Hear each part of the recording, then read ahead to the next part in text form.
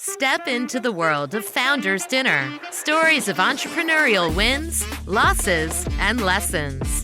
Where the essence of entrepreneurship is unraveled in its most authentic form. Stas Balanevsky serves as your guide on this journey of discovery and inspiration. In each episode, Stas brings together entrepreneurs from diverse backgrounds to share their stories. It's not just about their victories, but more about the resilience and adaptability they've shown in the face of adversity. These narratives are more than just stories. They are lessons in courage, determination, and the relentless pursuit of success. So whether you're an aspiring entrepreneur, dreaming of launching your first venture, or an established business leader seeking new perspectives, Founders Dinner is your invitation to explore the transformative power of entrepreneurship. And now, without further ado, let's welcome the host of Founders Dinner, Stas Balanevsky.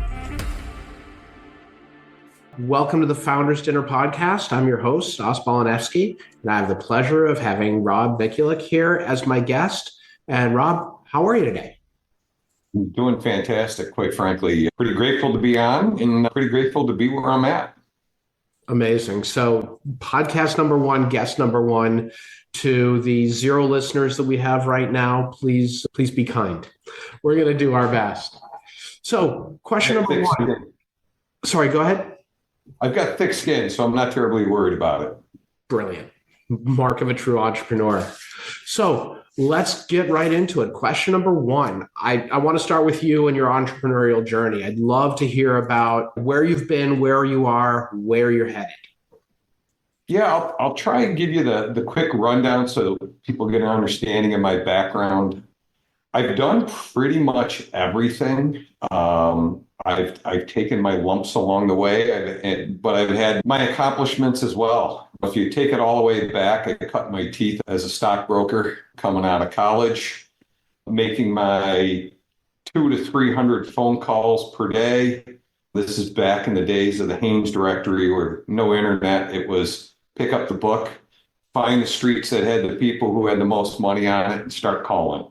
Didn't really enjoy it very much, to be honest. I made great money, but it didn't align with my personal values and my personal goals. So moved on to banking, was a commercial credit analyst, moved from there to this loan loss reserve back in the early 90s where banking was having some difficulties. I was the guy who, when they dropped this computer box in with SQL and nobody knew how to use SQL, I sat behind it for a few days, figured out how to write queries, and made my own position within the bank.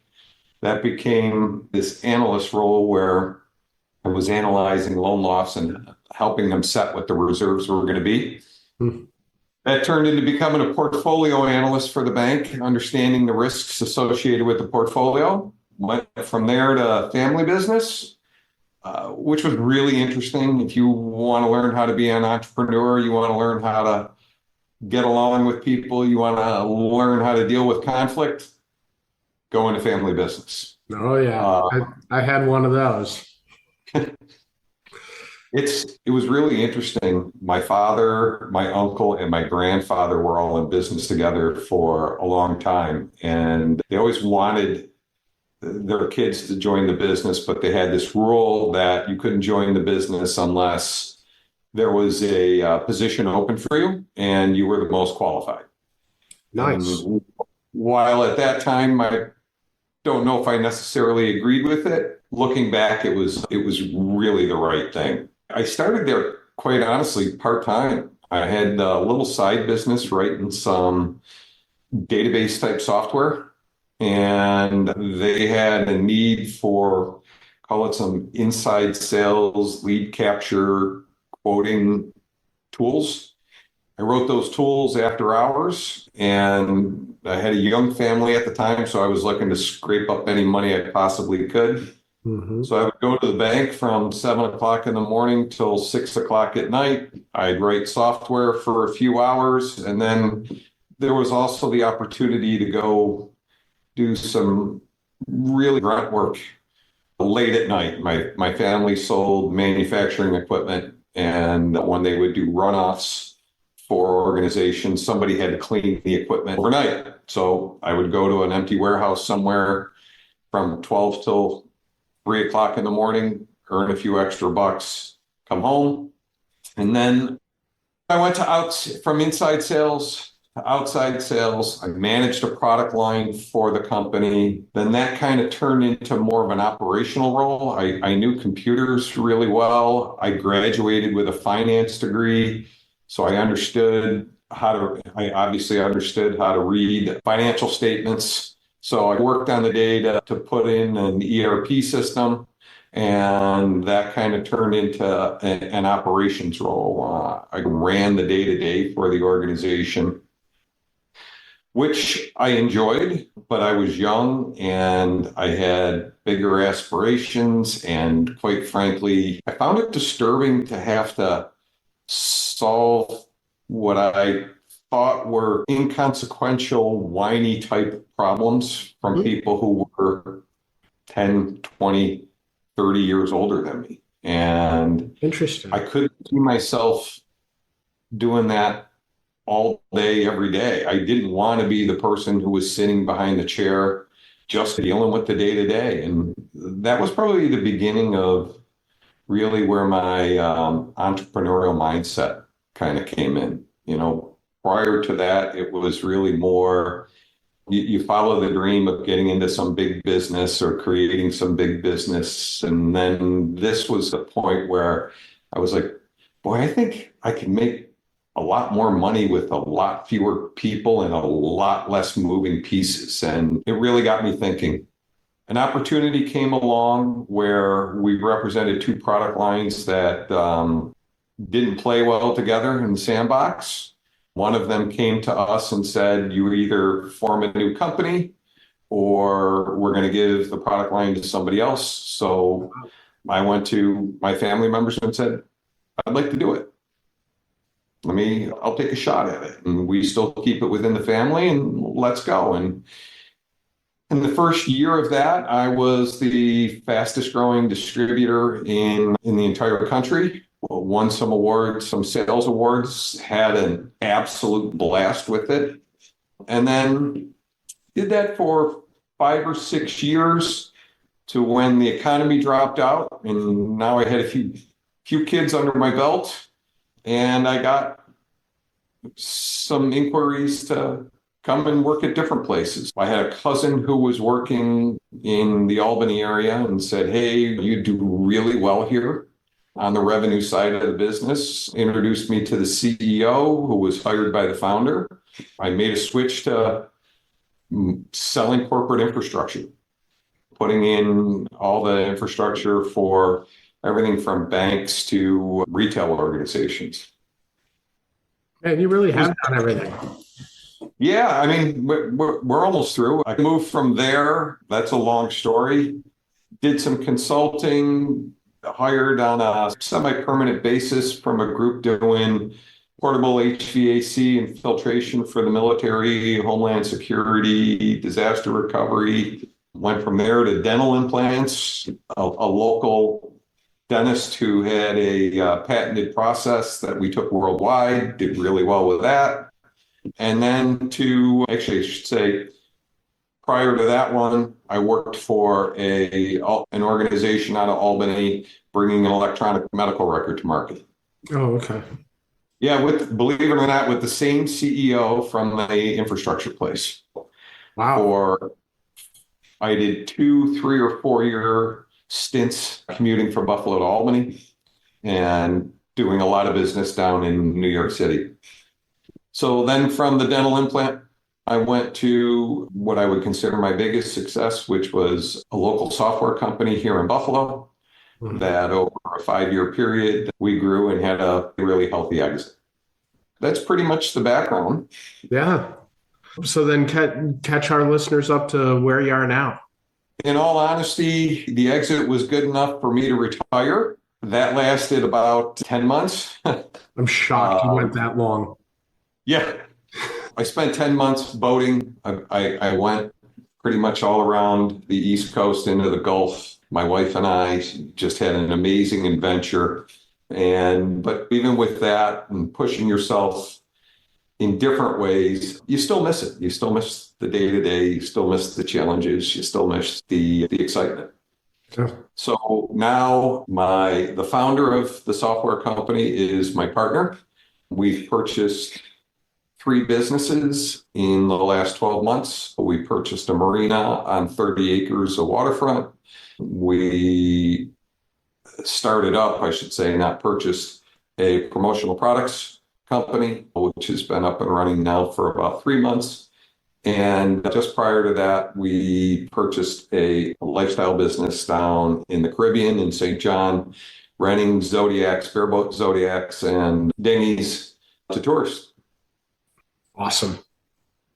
Yeah. What a journey. So Been a lot of fun.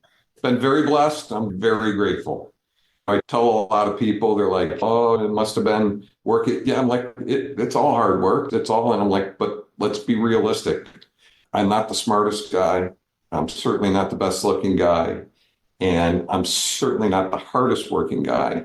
I feel like I have some level of intelligence and I'm certainly not afraid to work, but there's always somebody who's smarter, who will work harder. And the difference comes in blessings and gratitude. I just happen to be that person who was blessed to have these opportunities put in front of me. yeah. Yeah. And to quote Arnold Palmer, it's amazing. The more I practice, the luckier I get. Yeah. Yeah. You know? You do learn a lot as you look through my storied past there. There were a lot of learning lessons along the way, an awful lot. And that's the whole key, right? That's the thing that I really want to focus on our conversation on today, is because outside looking in, you're a super successful guy that's done a lot of great things and you stacked up a lot of wins, and that's pretty awesome. And I know for a fact it's not what you got bloody doing it. Yep. The thing that I want to do, what this project is all about, is getting a really great repository of lessons from people like you. That's why we're calling it Stories of Entrepreneurial Wins, Losses, and Lessons. You don't learn a ton from winning, but you learn a ton from misses. So Yeah. can you please tell us a story about a stumble, a misstep, a misread, something that didn't go your way? Sure. I can give you 2, actually. The first one really has to do with knowing who you're partnering with, knowing who you're going to take the journey with, and really being able to put blinders on to the outside pressures before making a decision so that you make the right decision. One of the organizations that I worked for, the infrastructure place, I met with the owner. I knew the CEO. Clearly, my family member had worked there. I met with the owner and I didn't get a good vibe. I talked to a few other people who knew him, and I got the, hey, yeah, he's been successful, but be careful. A lot of people have had that conversation. But at the time, I think I had my 3rd kid and I had a lot of pressures going on, built a new house, I had all sorts of things going on. Plus, I'm a competitive person and I saw an opportunity to make money. The opportunity that was put in front of me was a healthy opportunity. And I decided to turn a blind eye to it. And it's one of those things where it usually goes well for a period of time because people will always put the right attitude out there and say the right things for a period of time until you're in the heat and stress, and until there is some factor that crops up that says, okay, now this person's going to be the person that they really are. And for me, it was around money. So was it when you were going in, Sauce? I want to rebuild the fact pattern a little bit, right? When you were going into it, right? So you had some outside info that maybe not the guy. Yep. I'm sure you had a little gut that maybe not the guy. So was it like a 50-50 for you? I'm going to take a flyer, or was it like, this might not go well? I'm an aggressive person by nature. So I got blinded by the allure of what the potential dollars could be.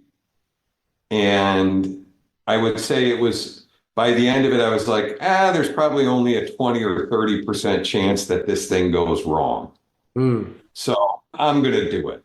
What it should have been was probably the reverse. It probably was more like an 80% likely that this was going to go wrong. Now, doing the homework after the issue, it was probably more like 100% chance that at some point this was going to be a problem.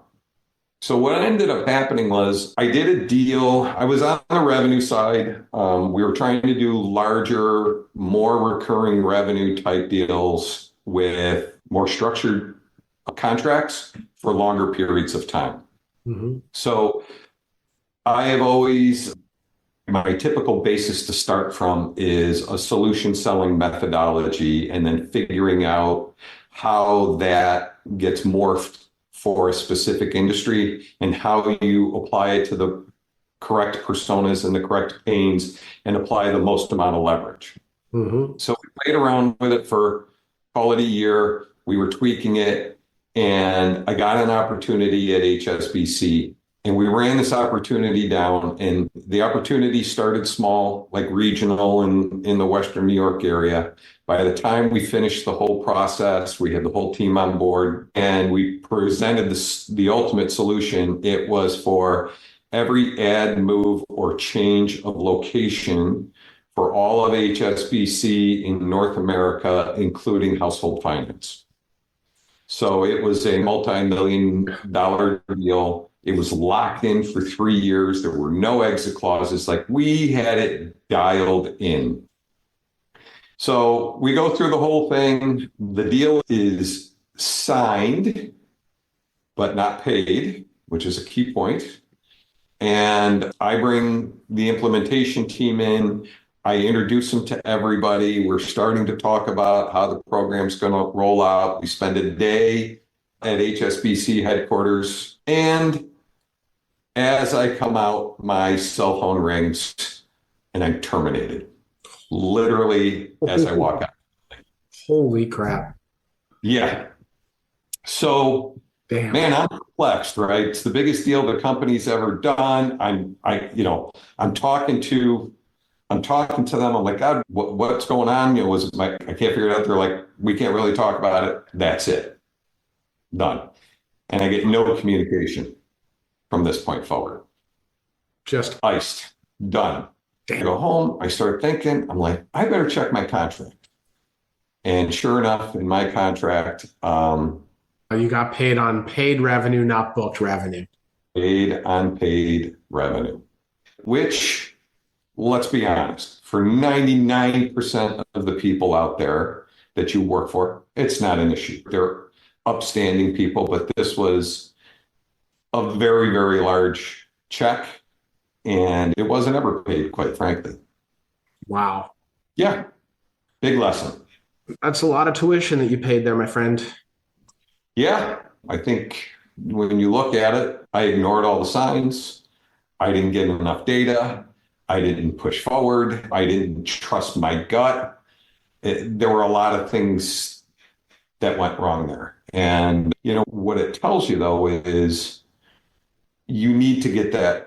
You need to do that due diligence. You need to make decisions based on data. You need to work with people that you can trust, because in business, there's always times of stress, or where there's perceived inequities, or there's difficult conversations.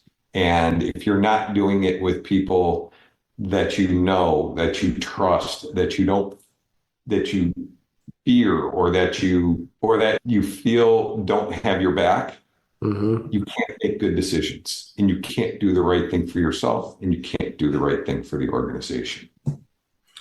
Man, what a story. That's rough. I hope that someone listening takes like even half of that and trusts their gut when they're getting into an arrangement where they're like, I don't know if this is right. Like, please take another look.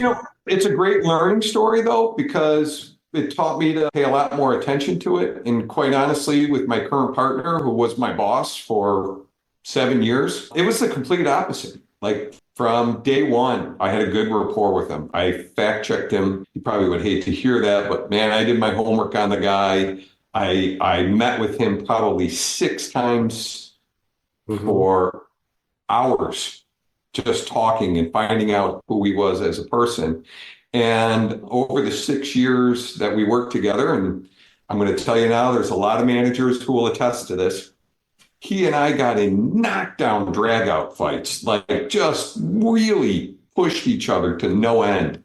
And not once during that time did I ever feel I was going to lose my job. He was going to do something to me. Like it just was a great, healthy relationship. What do you think? If crystal ball, had you not had this experience of basically getting iced out of a huge commission check, would you have gone into this, your most recent situation, having done all that diligence? Probably not. Let's be honest. I think we're all the same way. If you get away with it, you're really likely to do it again, right? That's just the nature of the beast. And until you don't get away with it, that's when, you start relooking at the way you approach things. So you're a finance guy. What's the ROI from the tuition to ultimately applying that lesson? So I would tell you that I would say that mistake personally cost me, between the actual commission check, a little bit of downtime, add it all up, I bet that was sneaking up on $250,000 mistake. Yep. And then flipping it to where it is now, by learning that lesson, I had the ability to retire at 56 years old. Like, it's an amazing difference. Yeah. And not being afraid to say it was a mistake. That's probably the biggest thing. You just got to own it. Like, it was on me. Nobody did it to me. Nobody, like, the world didn't get me. I made a mistake. Yeah. Good for you. But pretty amazing ROI. Like I think anybody out there would take $250,000 hit to be able to retire comfortably at 56. Yeah. It's pretty. Retrospectively, I would tell you that the day that it happened, I probably wouldn't have said a lot of these things. And I probably had a lot of very colorful words to say on that day. But over time, you have to be able to look back and find the lesson in these things.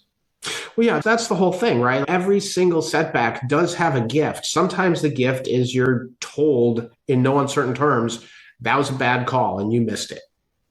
Yeah. Which then makes you make better calls. For sure. For sure. That's amazing. What a story. And wow. It certainly was interesting. If you've got time, I'll share the other one with you. That one. Absolutely. It wasn't quite as devastating, but that's more that's of a good to hear. Yeah. So fast forward, I'm with my current day business partner, and I'm working for him for about a year, and it's a software company. And at that point in time, I was the COO, but I had marketing, sales, finance, HR, and I think customer service. So you did everything he didn't want to do. I took everything that wasn't technical, right. Quite frankly. Honestly, Pat is one of my best friends, quite honestly. He is way smarter than I am. He is the best problem solver on the planet, but he didn't have the experience on the revenue side or customer facing, or for that matter, quite frankly, vendor facing that I did. So we built our budget out. We were growing. I got hired because, like most founders and good entrepreneurs, he outsold what they could really deliver. Mm-hmm. So we had some growing to do, and we had some growing to do really fast. So we built our budget, and he built out the roadmap for the software, and I built out the go-to-market and how we were going to support it and all the rest of it. And boy, sales were going we were growing 30% a year, something like that for the first 2 years, 30, 40%, like that. think we're at an inflection point. And he's like, what do you mean? I think we're at a point where we should take on money and just blow this thing up. And he was hesitant. This was his baby. He had done this for 12 years before I even walked in the door. And I don't know if I want to give up ownership. And I'm like, I don't want to give up control. And I'm like, those are two different things. Like Right. we could take on money and not give up control. And now his interest perked. And we were getting daily phone calls from private equity or VCs. And I'm like, I'm just going to take some of these. Let's see what happens. So long story short, we jump into the process. And I talked to a few different people to represent us on the sell side. And I'm like, oh my God, that seems like so much money. We're not going to do that. I'll negotiate this deal. Oh, so much money in terms of their fee. Oh yeah, in terms of their fee for the sell side. I just looked at it, I'm like, yeah, we'll save that. We'll bring it in and we'll keep that money. Mm-hmm. And we went through the process and I negotiated the deal, and with Pat and I both going through it, and it was hard. I had negotiated a lot of deals in the past in my life, lots of multi-million-dollar deals. I really wasn't afraid of this. But then you get in, and when you work with private equity or VC and you realize the resources that they can bring to bear, probably bit off a little more than I could chew. I was an industry outsider negotiating with growth equity firms who were firmly implanted in the insurance industry, knew the market, knew all the players. Quite frankly, the firm that we did end up doing business with was the big partner is one of the Greenbergs. So like the insurance people of all insurance people. Right. So reality was we got a deal done. It looked right for us on paper. It seemed really good until fast forward a few years later, we hired Raymond James when we went to market, and I got a real peek underneath the hood of what the process could look like, and very confident we left money on the table on that first deal. Yeah, for sure. And it was probably, the mistake comes from ego. It comes from not looking at the big picture. Here, I thought I was going to save us millions at the time, which seemed like such a huge number. And retrospectively, I let ego, I let dollars get in the way. I let a lot of things control my decision that going back, there's no way I would have done it again. Yeah. Yeah, it's interesting. Sometimes the best intentions don't get you what you need, right? Yeah, it's knowing your limits, realizing there's always someone smarter than you, realizing there's always someone with more resources than you, being cognizant, and then really making those decisions based on data. Yeah. So give me an example. So then you went with Raymond James, I'm assuming, for your ultimate exit from the software company, right? Sure. That's awesome. And how have you been applying that lesson over and over again? Because that was another expensive one. Yeah, it's an expensive lesson. Just to put it in perspective, Raymond James ran the process. I got to learn all of how they ran it, what resources they utilized, what kind of data they looked for, how they pushed back, all the rest of it. And their outcome was the numbers. If I told you the multiples on top line revenue, you wouldn't believe it, but you sold for a multiple of revenue. We sold for a double-digit multiple of top line revenue. So the lesson was, we started the process with the first PE company. We learned what they were looking at, right? When we started thinking about going to market, we went to the cream of the crop for sell-side brokers. And we brought them in really early So we spent the time getting the company prepped and getting it perfect before we brought it to market. So you optimized the most saleable metrics. Oh, yeah. Yeah. And we did it when the timing was right. So it was getting in early. It was understanding what the market was looking at. It was putting the ego aside, not trying to say, oh, we are good, when you could look at numbers that everybody else was going to look at and say, oh, we were okay. So we had to do a lot of work. But they identified and they told us what we needed to do. Yeah, because they know what sells. They know what sells. They live it. They're in it. They had the contacts. They knew what was going on. And it paid huge dividends. That's fabulous. Really awesome. Yeah. When we started talking, I said, where have you been? Where are you? Where are you headed? So where are you headed? What's Rob 3.0 or 4.0 or whatever version you're on now? So right now we have the 3 companies, and what I'm basically doing is coaching up and putting management teams in place to run those organizations. As the foundation for that for us to keep everybody on the same playing field and we're all speak the same language is the entrepreneurial operating system. We put that in everywhere. We live by it. That's our good, stable platform to work from. Yeah, I've heard of it. Yeah, I think you have just a little bit. So right now, for me, this year will be bringing those businesses up to speed to where they're running on their own.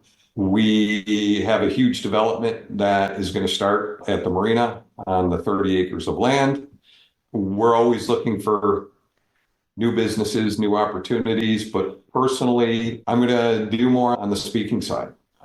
I think there's a lot of things that I've learned that in a very short period of time, organizations can implement themselves and start really thinking about, sounds crazy, but it's enterprise value. When most organizations, they're like, I don't want to sell. So I ask the question, so if the enterprise value of your business is 3 times as much in 3 years from now, what forces you to sell? What's the downside to it? My goal is by the end of this year to be having at least 1 speaking engagement a week. And then quite honestly, get back to my passion outside of work, and that's boating.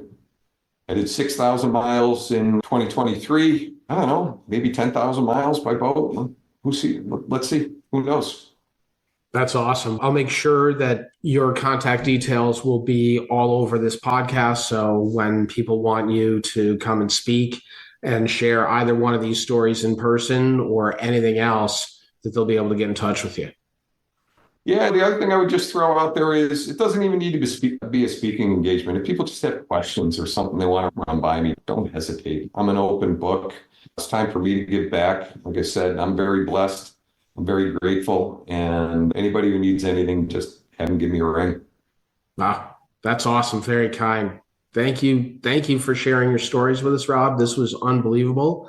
And that concludes this week's episode of Founders Dinner Podcast. For those looking to connect with Rob, his link is going to be in the description. And this is Stas Balanevsky signing off. Thank you very much. That's a wrap on today's episode of Founders Dinner. Stories of entrepreneurial wins, losses, and lessons. Once again, we've journeyed through the inspiring and challenging world of entrepreneurship with Stas Balanevsky, uncovering stories that illuminate the resilience and adaptability at the heart of success. Each narrative shared today is a testament to the unyielding spirit of our entrepreneurial guests, providing lessons in courage and determination. We hope these stories have not only entertained, but also inspired you. Whether you're taking the first steps in your entrepreneurial journey or are a seasoned leader in the business world, Founders Dinner is more than just a podcast. It's a community of learning, inspiration, and connection. Don't forget to subscribe to our podcast for more insightful episodes and join our vibrant LinkedIn community to continue the conversation, share experiences, and connect with like-minded entrepreneurs. Until next time, keep embracing the entrepreneurial journey. This is Stas Balanevsky, thanking you for being a part of the Founders Dinner family. See you at the next dinner.